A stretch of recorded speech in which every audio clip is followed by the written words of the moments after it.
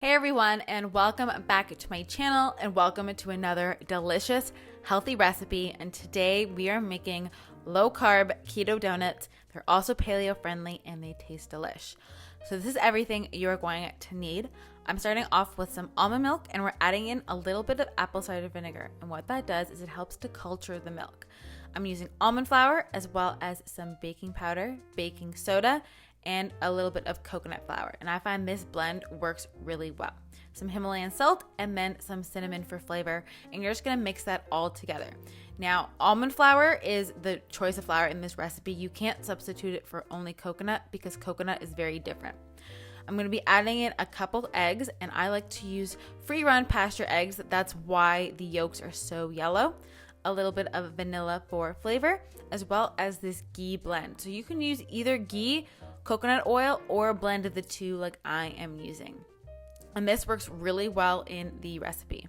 I'm using monk fruit as a sweetener because it's keto friendly. If you guys haven't heard, for the month of March, I am testing out the keto diet just to see how I feel and how it works. So monk fruit is a good keto friendly sweetener. Stirring that together and adding in our milk that has been culturing to the side and then stirring that together until it's nice and smooth.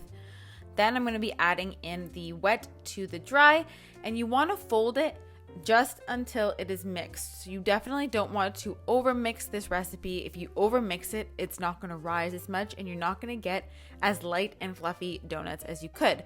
So mix it just until all of the dry is combined, as you see here, until there's no more of it left. Then I'm taking my donut pan. If you don't have a donut pan, you can definitely use a muffin pan. It turns out about the same if you use like a regular size muffin pan and a donut pan in terms of minutes in the oven. Donuts are just a good shape. So I bake those off and I'm gonna leave the minutes and the temperature down below.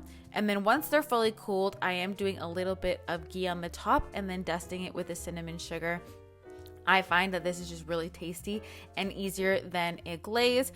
And I just mix a little bit of monk fruit along with some cinnamon. Not super precise, but I will leave the measurements below in case you want them. But you could definitely also do a paleo chocolate just with some cacao and some coconut oil. That would also be keto friendly. But I'm so happy with how these turned out. There's only 4 net carb for the whole donut. They're moist, delicious.